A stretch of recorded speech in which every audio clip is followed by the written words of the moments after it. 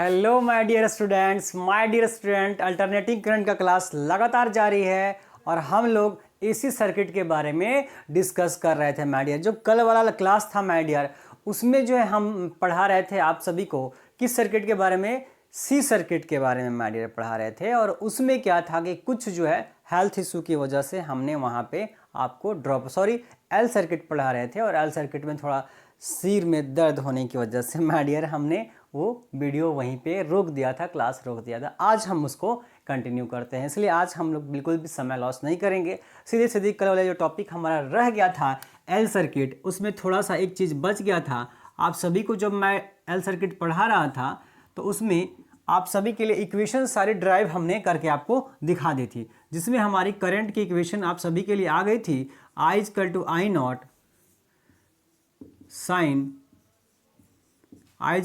Not sine omega T plus minus pi by two, ये current की equation आ चुकी थी। और वोल्टेज की इक्वेशन क्या होती है, is equal to E naught sine omega T होती है। और इन दोनों का जस्ट फेजर डायग्राम हमने लास्ट की क्लास में रिप्रेजेंट करना छोड़ दिया था हेल्थ इशू की वजह से। तो आज हम लोगों को फेजर डायग्राम आपको कंप्लीट करा देते हैं। तो एल सर्किट का फेजर डायग्राम जो लास्ट वाली क्लास है माय डियर, जो लोग नहीं देखे हैं जाके जरूर देखिए एसी सर्किट के बारे में।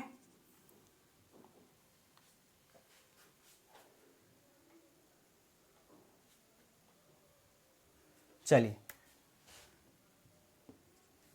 ये होता है माय डियर करंट, ये वोल्टेज, ये आपका टाइम वाली इक्वेशन। ठीक है, बोला सबसे पहले आप क्या करते हैं, सबसे पहले सर हम लोग वोल्टेज को ड्रॉ करते हैं।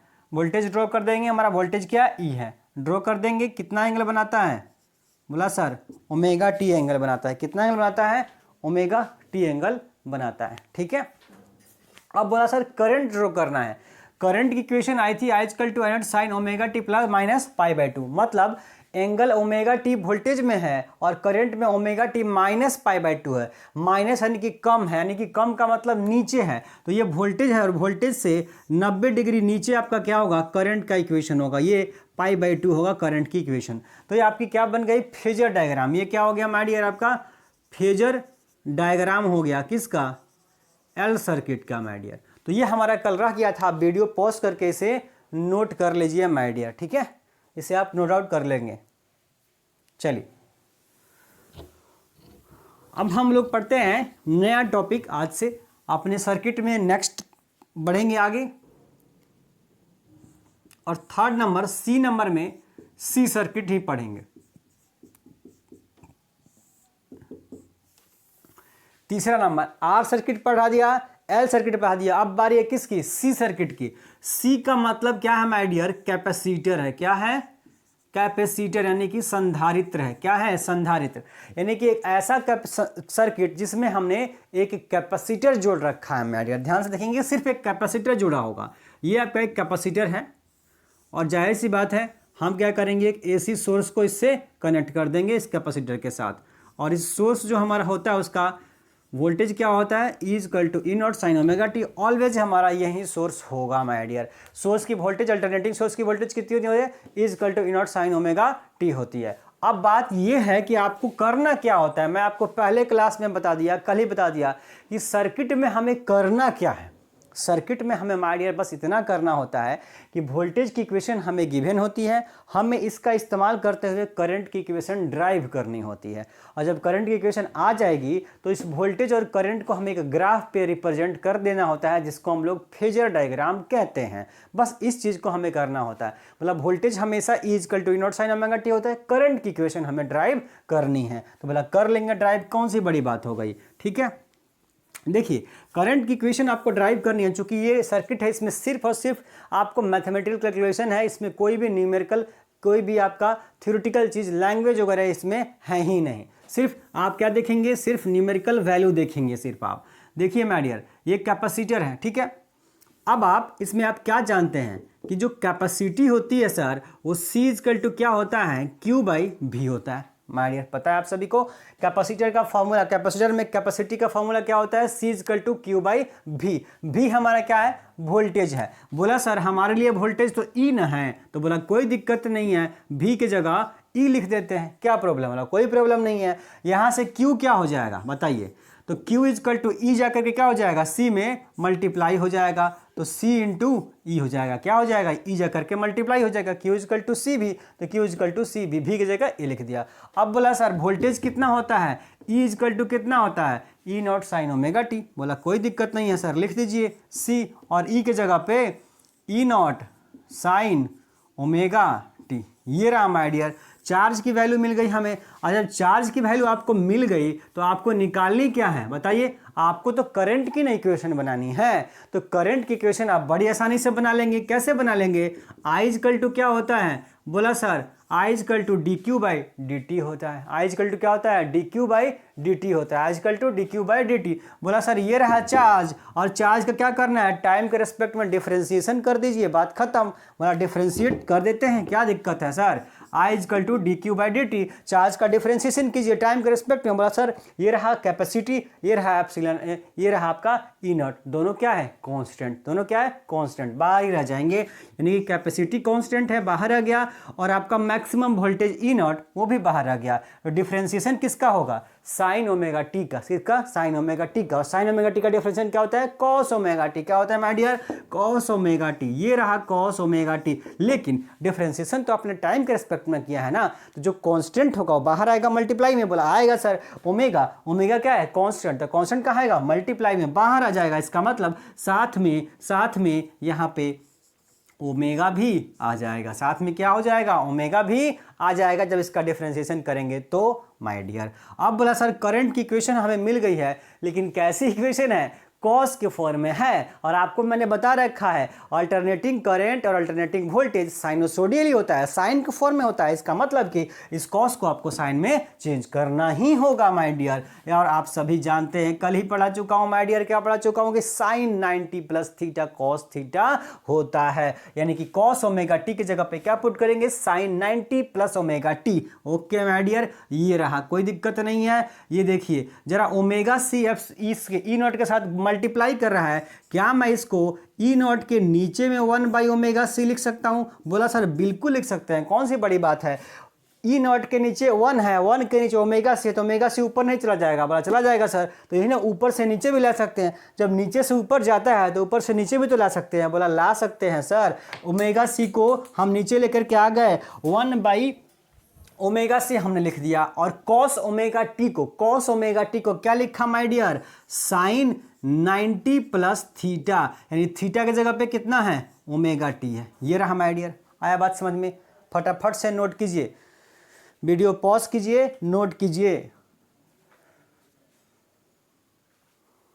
चलिए अब मैं मिटा देता हूं, आप नोट कर लेंगे।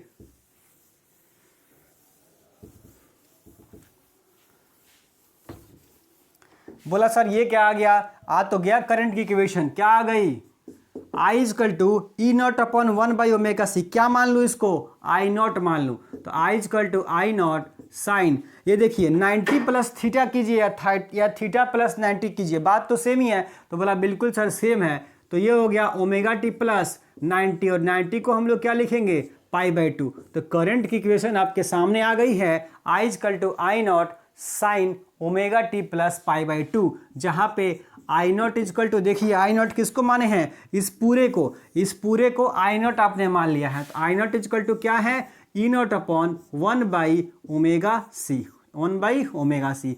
ये आ गया मैक्सिमम करंट की वैल्यू आ गई, और एक करंट की इक्वेशन भी आपको साथ में ड्राइव होगी माय डियर। लेकिन हम क्या जानते हैं सर कि current equal to voltage upon resistance I equal to V बटा आर, यानी कि ये नीचे में क्या लिखा हुआ है, ये जो भी लिखा हुआ है ये क्या है, यही तो रेजिस्टेंस है, यही तो रेजिस्टेंस है किसका, सी सर्किट का माय डियर। और सी सर्किट के रेजिस्टेंस को एक्स सी से दिखाते हैं, किससे दिखाते हैं, एक्स सी से। और एक्स सी बराबर क्या दिख रहा है मुझे, 1 by omega C, I equal to V बटा आर। तो नीचे में जो भी है आर है, रेजिस्टेंस है, कौन सी सर्किट का, बोला सी सर्किट का। और सी सर्किट के रेजिस्टेंस को एक्स सी से दिखाएंगे, जैसे कि एल सर्किट के रेजिस्टेंस को एक्स एल से दिखाए थे, इसको एक्स सी से दिखाएंगे। X equal to 1 by omega C, और ओमेगा इजकल टू होता है 2 पाई एफ इंटू सी। तो क्या हो जाए, X equal to 1 by omega C, या 2 पाई एफ सी हो जाएगा माय डियर। आया बात समझ में। इसके अलावा अगर आप आरएमएस वैल्यू लिखना चाहते हैं तो आरएमएस वैल्यू हर बार की तरह लिख सकते हैं, I R M S equal to E R M S upon what, बोला सर एक्स सी। ये रहा, आया बात समझ में माय डियर? आया। आरएमएस करंट होगा तो आरएमएस वोल्टेज होगा, टोटल रेजिस्टेंस होगा, टोटल रेजिस्टेंस हमारा कौन है, एक्सी। और एक्सी को मैंने आप सभी के लिए कल भी लिख सकता था, क्या होता है ये,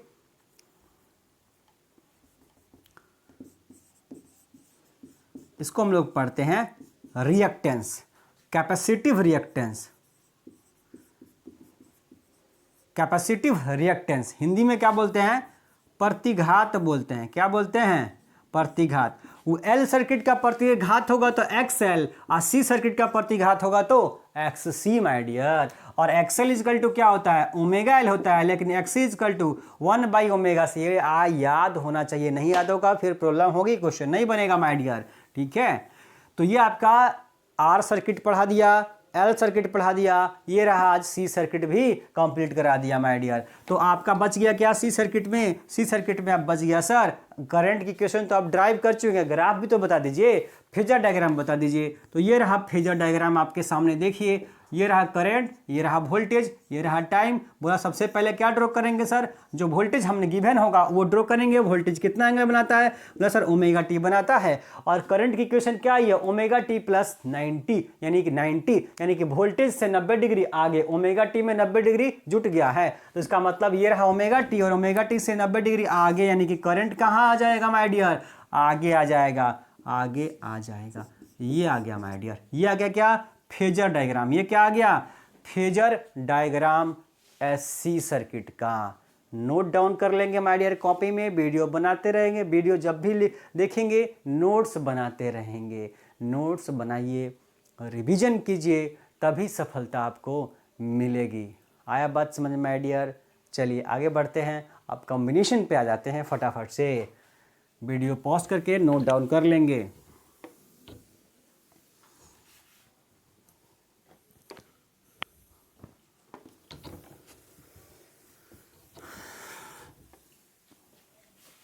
ये फेजर डायग्राम लिख लीजिएगा। चलिए अब बढ़ते हैं चौथे नंबर पे, डी नंबर पे पढ़ते हैं एलआर सीरीज सर्किट।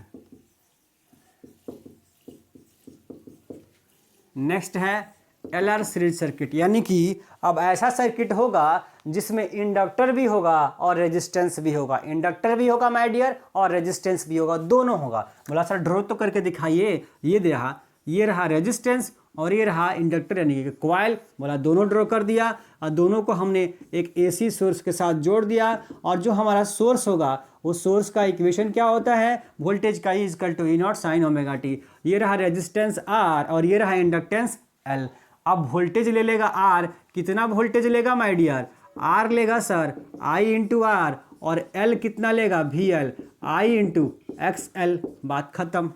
आया बात समझ में? रेजिस्टेंस वैल्यू कितनी होती है, बोला आर होती है, और एल सर्किट का रेजिस्टेंस किससे दिखाते हैं, एक्स एल से दिखाते हैं। एल के रेजिस्टेंस को एक्स एल से दिखाते हैं। तो V equal to I into R, ohm's law से V equal to I into R, तो V इजकल टू आई और आर। एक्सएल हमारा क्या है, आर है, रेजिस्टेंस है किसका, एल सर्किट का। और आर यहाँ पे क्या है, आर सर्किट का रेजिस्टेंस है। बोला बिल्कुल कोई दिक्कत ही नहीं है, ड्रॉ कर लीजिए।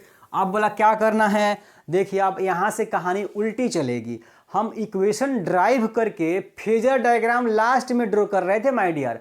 अब आपको क्या करना है, अब आपको करना ये है माय डियर कि पहले ही फेजर डायग्राम ड्रॉ होगा और फिर फेजर डायग्राम से इक्वेशन ड्राइव होगा। उल्टा कहानी चलेगा। अभी तक 3 जो इक्वेशन आपको पढ़ाया, 3 जो सर्किट पढ़ाया, उसमें पहले इक्वेशन लाए और फिर इक्वेशन को ग्राफ पे रिप्रेजेंट किया। अब की बार पहले ही फेजर डायग्राम रिप्रेजेंट होगा और फेजर डायग्राम से करंट की इक्वेशन हम लेकर के आएंगे। देखिए कैसे। सबसे पहला काम फेजर डायग्राम, ये देखेंगे माय डियर, ये रहा टाइम, ये रहा माय डियर करंट और वोल्टेज हमारी। ओके, देखेंगे 2 वोल्टेज है। अब की बार अगर आप 2 वोल्टेज सीरीज में 2 सर्किट में जोड़ दीजिएगा, एक रेजिस्टेंस को और आल एल को भी जोड़ दीजिएगा, तो जो भी वोल्टेज आप सप्लाई करेंगे ये कुछ वोल्टेज ये लेगा और कुछ वोल्टेज ये लेगा। सीरीज कॉम्बिनेशन है, ध्यान दीजिए, सीरीज कॉम्बिनेशन। सीरीज में वोल्टेज अलग अलग, सीरीज में वोल्टेज अलग अलग, करंट सेम, सीरीज में वोल्टेज अलग अलग।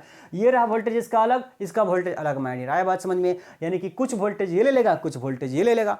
इसका मतलब आप तो ड्रॉ तो कीजिए। तो सबसे पहले हमारा काम क्या होता है, सबसे पहले हम करेंगे रेजिस्टेंस के वोल्टेज को ड्रॉ करेंगे। देखिए जब हम कॉम्बिनेशन पढ़ेंगे LR, CR या LCR, तीनों सर्किट में सबसे पहला काम हमारा यह है कि आप R के वोल्टेज को ड्रॉ कीजिए। तो बोला सर R का वोल्टेज कितना है, बोला सर VR है। R का वोल्टेज कितना है, VR है। V से वोल्टेज, R से मतलब R का वोल्टेज। और हम क्या जानते हैं कि R सर्किट में सर करेंट और वोल्टेज साथ साथ रहता है। कल पढ़ा चुका हूं, आर सर्किट के अंदर करंट वोल्टेज साथ साथ, आर सर्किट में करंट वोल्टेज साथ साथ। बोला सर ये रहा वोल्टेज और इसी के साथ तो करंट भी होगा। बोला करंट भी कहाँ होगा, बोला इसी लाइन पे तो होगा। आर सर्किट में करंट और वोल्टेज साथ साथ होते हैं, मतलब एक ही लाइन पे होंगे, एक ही लाइन पे। तो करंट भी ओमेगा टी एंगल बनाता है और वोल्टेज भी ओमेगा टी बनाता है। किसका, आर सर्किट का। बोला सर खाली अकेले आर थोड़ा ना है, एल सर्किट भी है। तो बोला कोई दिक्कत नहीं है, करंट तो सेम ही ना होगा, सीरीज कॉम्बिनेशन है, सीरीज में करंट सेम। तो जो करंट इसमें वही करंट इसमें, जो करंट इसमें वही करंट इसमें माय डियर। इसका मतलब ये हो गया कि करंट तो एक बार ड्रॉ कीजिए, दोबारा थोड़ा ड्रॉ करेंगे, एक के बार ड्रॉ करेंगे, काम खत्म है। आप किसका काम करेंगे, बोला सर एल का वोल्टेज ड्रॉ कीजिए, एल का वोल्टेज। बोला जरा एल पे आइए, एल पे आइए। एल में, एल सर्किट में कौन आगे कौन पीछे, एल सर्किट में कौन आगे कौन पीछे माय डियर। अभी लास्ट में, आज भी क्लास की शुरुआत में आपको इक्वेशन दिखाया था मैंने कि करंट जो होता है वो 90 डिग्री पीछे रहता है। करंट 90 डिग्री पीछे, यानी कि वोल्टेज 90 डिग्री आगे। एल सर्किट में करंट 90 डिग्री पीछे होता है, किससे, वोल्टेज से। तो हम ये भी तो कह सकते हैं कि वोल्टेज 90 डिग्री आगे है। बोला बिल्कुल सर। तो ये रहा करंट, और करंट से 90 डिग्री कौन रहेगा आगे, बोला सर वोल्टेज आगे रहेगा। ये रहा वोल्टेज, एल का वोल्टेज। ये करंट से कितना आगे रहेगा, बोला सर 90 डिग्री आगे रहेगा। आया बात समझ में।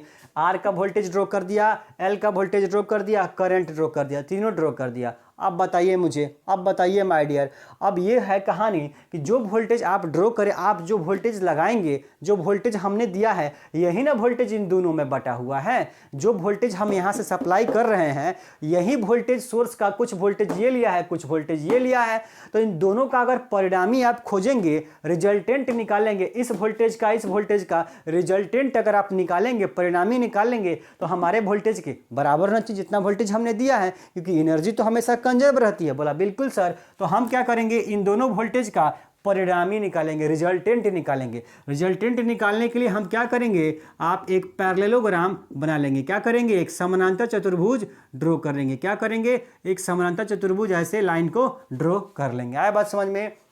इसके पैरेलल एक लाइन खींच देंगे और इसके पैरेलल एक लाइन खींच करके समानांतर चतुर्भुज बना लेंगे। अब इन दोनों के बीच में, इस VL और VR के बीच में क्या होगा, इनका रिजल्टेंट आएगा। कौन आएगा, इन दोनों का रिजल्टेंट क्या होगा, इनके बीच में आएगा। मतलब कि आप ऐसे भी देखते हैं, ये अगर X है, अगर ये Y है, तो इन दोनों का रिजल्टेंट कहाँ आता है, इनके बीच में आता है रिजल्टेंट इन दोनों का। वैसे ही ये VR है और ये VL है, इन दोनों का रिजल्टेंट कहाँ आएगा, इनके बीच में आएगा, इनके बीच में आएगा। और यही रिजल्टेंट, तो वो रिजल्टेंट है, वही वोल्टेज है जो हमने अप्लाई किया है। तो हमने कौन सा वोल्टेज अप्लाई किया, बोला E अप्लाई किया है। कौन सा वोल्टेज, E अप्लाई किया है। मतलब ये कौन होगा, बोला E होगा। आया बात समझ में, ये हो गया E वोल्टेज। ये है फेजर डायग्राम LR सर्किट का माय डियर। और हम आपसे चिल्ला के तभी से कह रहे हैं, कल ही से कह रहे हैं कि जो हम वोल्टेज अप्लाई करेंगे, जो हम वोल्टेज भेजेंगे, वो हमेशा कितना कोण बनाता है, बोला सर ओमेगा टी बनाता है। कितना बनाता है, ओमेगा टी। जो हम वोल्टेज सप्लाई करेंगे सर्किट में, वो हमेशा ओमेगा टी बनाएगा। तो हम तो यही ना ये ना सप्लाई किए थे, तो ये एक्स एक्सिस के साथ कितना एंगल बनाएगा, बोला ओमेगा टी बनाएगा। ओमेगा टी कितना एंगल बनाएगा, बोला ओमेगा टी बनाएगा। तो ये पूरा का पूरा एंगल कितना हुआ, ओमेगा टी। यहां से लेकर के यहां तक ओमेगा टी है। तो ये रहा वोल्टेज, ये रहा करंट, इन दोनों के बीच में डिफरेंस है कितना का, बोला हम मान लेते हैं फाई। कितना का डिफरेंस हो गया, फाई का हो गया मैटर। ये रहा करंट, ये रहा वोल्टेज, दोनों के बीच में कितना का डिफरेंस, बोला फाई का डिफरेंस है। अब बोला ग्राफ कंप्लीट हो चुका है। ये रहा आपका फेजर डायग्राम LR सर्किट का। बोला अब क्या करना है, अब इसी ग्राफ को देख करके तो सर करंट का इक्वेशन हमको बनाना है। तो करंट की इक्वेशन क्या होती है, I equal to I naught sine omega T. आगे बताइए ना सर, आगे बताइए। करंट की equation I equal to I naught sine omega T के बाद व्हाट क्या होगा, देखेंगे जरा ग्राफ से। ये रहा करंट, देखिए ध्यान से माय डियर, ये है करंट आपका जो आर के वोल्टेज के साथ रहेगा। आर सर्किट में वोल्टेज करंट साथ साथ, तो ये रहेगा करंट यहाँ पे। हम जो वोल्टेज अप्लाई करते हैं वो कहाँ है, बोला यहाँ है। और ये कितना एंगल बनाया है, ओमेगा टी। तो करंट कितना एंगल बनाया है एक्स एक्सिस के साथ, तो बोला सर करंट ये वाली लाइन ये है, तो यहाँ से यहाँ ये एंगल कितना बना है, ये एंगल, ये एंगल कितना एंगल बन रहा है, वही ना यहाँ पे होगा। बोला बिल्कुल सर। तो बोला देखेंगे कैसे करेंगे, ये पूरा ओमेगा टी है और इस पूरे में से अगर ऊपर वाला हटा दें तो नीचे वाला नहीं बचेगा। ये पूरा ओमेगा टी है, ऊपर वाला फाई है, नीचे ओमेगा टी पूरा, ऊपर फाई। तो ओमेगा टी में से फाई निकाल देंगे तो बीच वाला नीचे वाला बच जाएगा। बोला बच जाएगा सर, इसका मतलब एंगल कितना हो जाएगा, ओमेगा टी माइनस फाई हो जाएगा। क्या हो जाएगा, ओमेगा टी माइनस फाई। ये रहा करंट का इक्वेशन। करंट की इक्वेशन ड्राइव हो गई है कहाँ से, फेजर डायग्राम से। जस्ट देख करके बता देना है। फेजर डायग्राम नोट डाउन कीजिए अपनी कॉपी में माय डियर।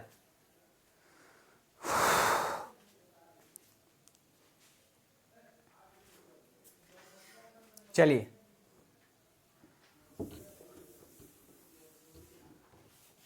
ये करंट की इक्वेशन भी लिख लेंगे। अब देखिए माय डियर, अब हमको क्या करना है, अब हमें पाइथागोरस थ्योरी लगानी है इस ट्रायंगल में। ध्यान देखेंगे, ध्यान से देखिए, ये इस ट्रायंगल में 90 डिग्री ये है, ये 90 डिग्री है माय डियर, ये वाला ट्रायंगल। अगर मैं ये फाई को मिटा दूं, अगर आपने डायग्राम ड्रॉ कर लिया है तो इस वाले ट्रायंगल में, इस वाले ट्रायंगल में ये 90 डिग्री है, तो 90 डिग्री के सामने वाला क्या होगा, बोला सर कर्ण होता है, हाइपोटेनस होता है। तो पाइथागोरस थ्योरम से क्या हो जाएगा बताइए, कर्ण का स्क्वायर इजकल टू आधार स्क्वायर जोड़ लंब स्क्वायर, हाइपोटेनस का square H square equal to P square plus B square. ठीक है, तो बोला ये हाइपोटेनस है, तो हाइपोटेनस कितना है, ई है। क्या है, ई है। लेकिन मैं आप सभी को बता दूं कि हमेशा हम लोग मैक्सिमम वोल्टेज की चर्चा करते हैं, मैक्सिमम करंट का इक्वेशन ड्राइव करेंगे। तो इसीलिए हम लोग यहाँ ई न लिख करके क्या लिखेंगे, ई नॉट, मैक्सिमम वोल्टेज की बात करेंगे। तो ये मैक्सिमम वोल्टेज कितना है, ई नॉट। तो ये हमारा हाइपोटेनस है, इसका स्क्वायर बराबर लंब स्क्वायर, आधार स्क्वायर जोड़ लंब स्क्वायर। तो आधार कौन है, ये, और लंब कौन है, ये। आधार ये, लंब ये। बोला आधार इतना, इतना किसके बराबर है, बोला यही तो वी आर है हमारा आधार। आधार कौन है, बोला वी आर है। अब बताइए लंब, बताइए परपेंडिकुलर, बताइए। बोला परपेंडिकुलर ये है। अब देखिए, अब देखिए माय डियर, ये कहाँ से आएगा, ये कहाँ से आएगा कि ये कितना है। मतलब कोई दिक्कत नहीं है, समानांतर चतुर्भुज है माय डियर। समानांतर चतुर्भुज में क्या होता है, आमने सामने की भुजा बराबर। तो जो ये है वही तो ये है, वही तो ये है माय डियर। तो ये कितना है, VL है। तो अगर ये VL है तो ये भी क्या होगा, बोला सर ये भी तो VL होगा। बोला बिल्कुल सर। तो हम लोग मैक्सिमम वोल्टेज की बात कर रहे हैं यहाँ पे, तो यहाँ पे भी क्या करेंगे, मैक्सिमम वोल्टेज किसका, आर का लिखेंगे। आया बात समझ में। और इसी तरीके से आप मैक्सिमम वोल्टेज किसका लिखेंगे, एल का। आया बात समझ में। देखिए कैसे रिप्रेजेंट करेंगे, रिप्रेजेंटेशन ध्यान दीजिए। यहाँ नॉट लगाया मैंने मैक्सिमम वोल्टेज, बोला किसका, ऊपर लिखा हुआ है आर का, और नीचे यहाँ मैक्सिमम वोल्टेज, बोला किसका, एल का। मैक्सिमम की बात कर लिया। अब बोला क्या करना है, हो तो गया, पाइथागोरस थ्योरम लगा दीजिए, काम खत्म। ई नॉट, तो ई नॉट का स्क्वायर, भी वोल्टेज कितना होगा, रेजिस्टेंस में वोल्टेज कितना होगा, I into R, I into R. बोला इसका भी तो स्क्वायर है, तो स्क्वायर लगा दीजिए। और एल का, तो एल का आपको ग्राफ यहाँ पे फोटो बनाया था, डायग्राम, उसमें आपको दिखाया था एल का वोल्टेज कितना होगा। बोला sir I not x L, I not into x L. Maximum की बात कर रहे हैं इसलिए करंट भी मैक्सिमम में ले रहे हैं माय डियर। अब बोला देखिए ई नॉट स्क्वायर बराबर आई नॉट, यहाँ भी है आई नॉट, यहाँ भी है, स्क्वायर है, कॉमन कर लीजिए। तो आई नॉट स्क्वायर कॉमन हो जाएगा, इसके पास क्या बचेगा, आर स्क्वायर, इसके पास क्या बचेगा, एक्सएल स्क्वायर, क्या बचेगा, एक्सएल स्क्वायर। अब ये मल्टीप्लाई में इधर जाएगा तो डिवाइड हो जाएगा। इसका मतलब I naught square equal to E naught square upon R square plus XL square. अब यहाँ से आई नॉट हमें चाहिए था, आई नॉट आ गया है, स्क्वायर हटेगा तो अंडर रूट हो जाएगा, तो इसके स्क्वायर से कैंसिल हो जाएगा, ई नॉट पर इसके ऊपर स्क्वायर रूट अंडर आ जाएगा। तो R square plus X L square. ये आ गया माय डियर करंट का इक्वेशन आपके सामने आ गया है। मैक्सिमम करंट की value I naught equal to E naught upon root under R square plus XL square. तो हर इक्वेशन में आपको आर में, एक्सएल में, एल में, सी में, सब में ड्राइव किया हुआ है आपको आई नॉट की वैल्यू माय डियर। यहाँ भी हमने आई नॉट की वैल्यू ड्राइव करके आपको दिखा दिया कितना होगा। लेकिन आप मुझे बताइए कि current equal to voltage upon resistance न होता है, आई इजकल टू भी बटा आर होता है, आई इजकल टू भी बटा आर होता है। मतलब ये तो आई तो है, ये है, ये भी तो है, ये है, तो बोला नीचे वाला फिर क्या होगा? बोला सर नीचे वाला तो आर होगा, रेजिस्टेंस होगा। इसका मतलब क्या हो गया? फेजर डायग्राम का काम खत्म, मिटा देता हूं। क्या होगा यहां से? रेजिस्टेंस, यानी कि क्या बोलेंगे इसे?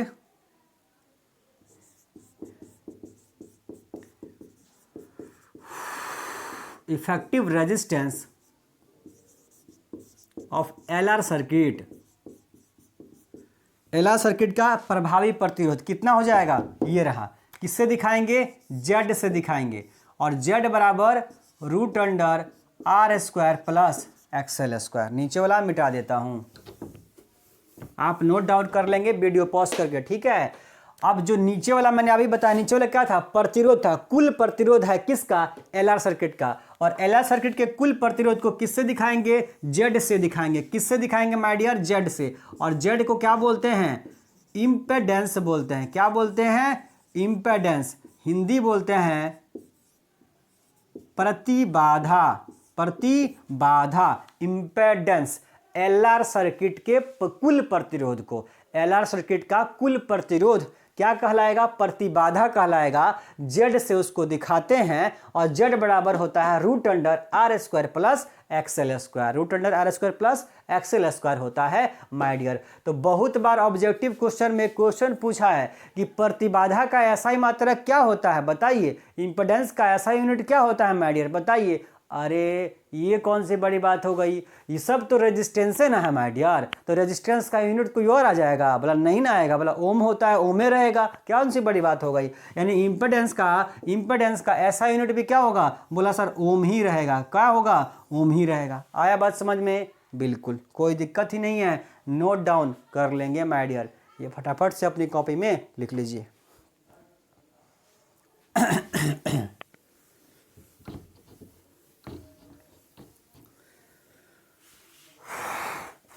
बोला एक लास्ट इक्वेशन क्या बच गई? आरएमएस करंट हमेशा लिखेंगे, हमेशा लिखेंगे आरएमएस करंट। जब करंट आरएमएस होगा तो वोल्टेज भी क्या होगा?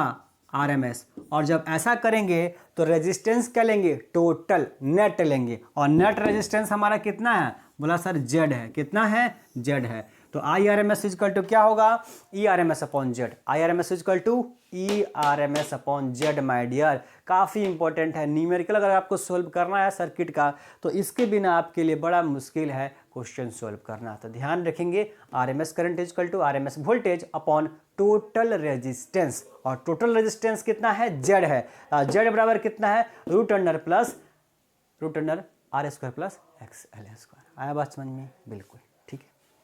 चलिए ये था आपका एल आर सर्किट।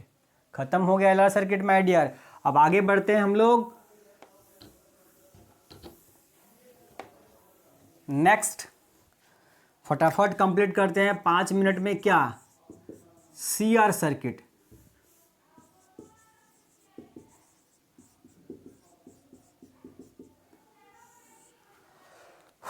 नेक्स्ट क्या है? C R series circuit.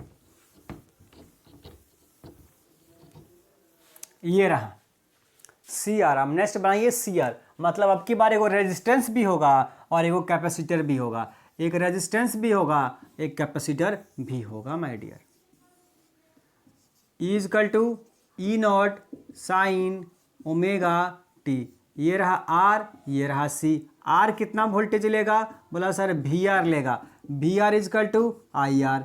बोला आगे बताइए। आगे वी सी क्या हो जाएगा? I into X C. I into X C. आया बात समझ में? V C equal to I into X C my dear. Ohm's law से भी इजकल टू आई आर यहाँ भी, और ओम्स लॉ से भी इजकल टू आई आर यहाँ भी। एक्स सी क्या है? अभी पढ़ रहा हूँ। सी सर्किट का रेजिस्टेंस है, सी सर्किट का रेजिस्टेंस XC। बोला हो गया काम खत्म। बताइए फेजर डायग्राम जल्दी से ड्रॉ करेंगे।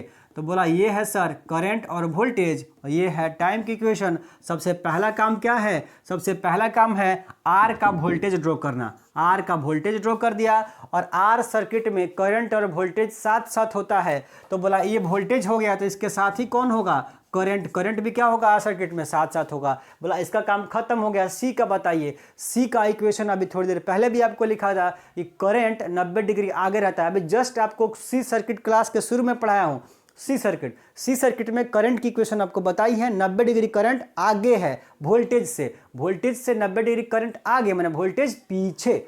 अगर करंट 90 डिग्री आगे है तो हम ये भी तो कहेंगे कि वोल्टेज 90 डिग्री पीछे है माय डियर। बोला बिल्कुल सर, इसका मतलब क्या? सी का जो वोल्टेज होगा 90 डिग्री पीछे होगा। पीछे का मतलब नीचे, पीछे का मतलब नीचे। तो बोला ये रहा आर। आर का वोल्टेज आप करंट बता ही दिए, और करंट से नीचे बता दीजिए कौन? 90 डिग्री किसका? सी का वोल्टेज। आया बात समझिए? बोला आ गया सर, कौन सी बड़ी बात है, आ तो गया। बोला इन दोनों का रिजल्टेंट बताइए। इन दोनों का रिजल्टेंट बताने के लिए हम क्या करेंगे? पैरेललोग्राम बनाएंगे। पैरेललोग्राम का हम ये रहा रिजल्टेंट। आया बात समझ में?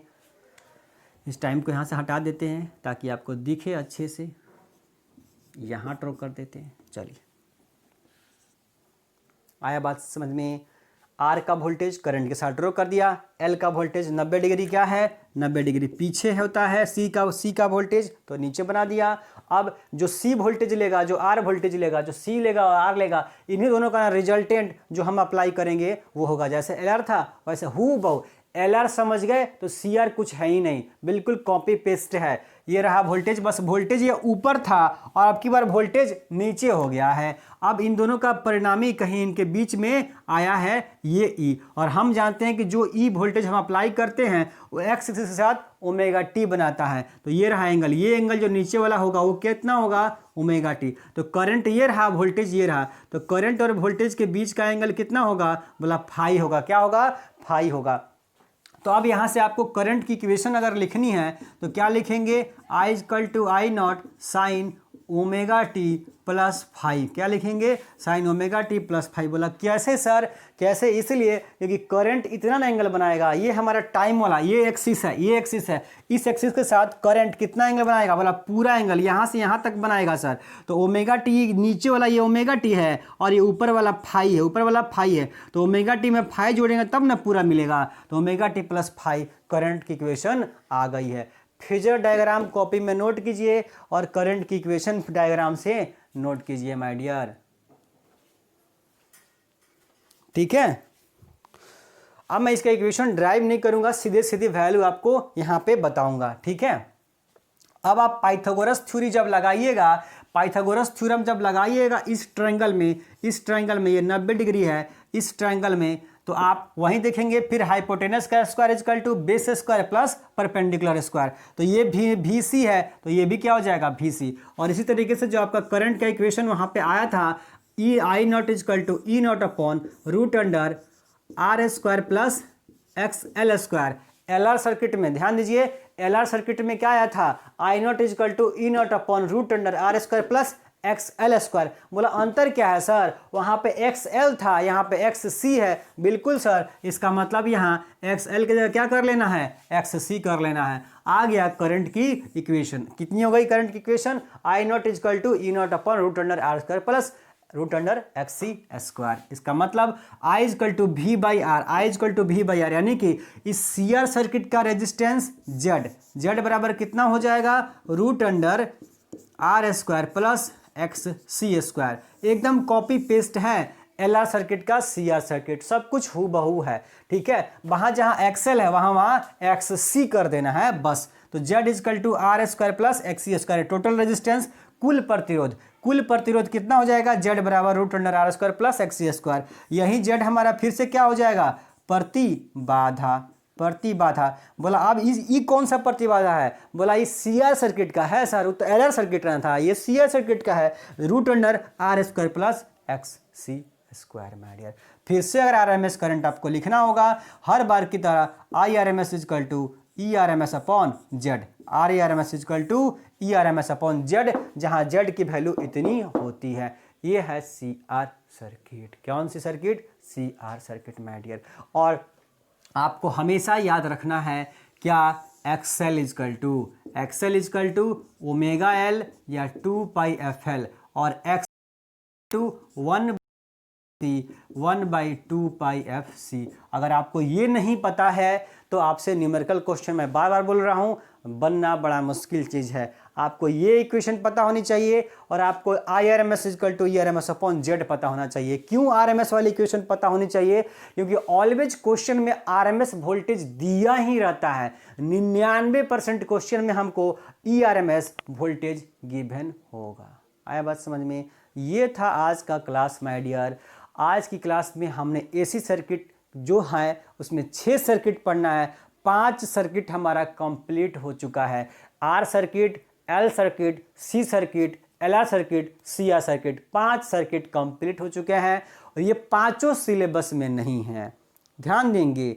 लेकिन सिलेबस में कौन है? एलसीआर सर्किट है माय डियर, यानी तीनों को मिला दीजिए। लेकिन अगर आपको ये सर्किट नहीं पता होता तो एलसीआर आपको समझ में नहीं आएगा, इसलिए मैंने ये पांचों को पढ़ा है। पर ये दिमाग में मत ऐसा रख लाइएगा कि यहाँ से क्वेश्चन नहीं आएगा। आता है माय डियर, तभी तो जबरदस्ती पढ़ाया हूँ।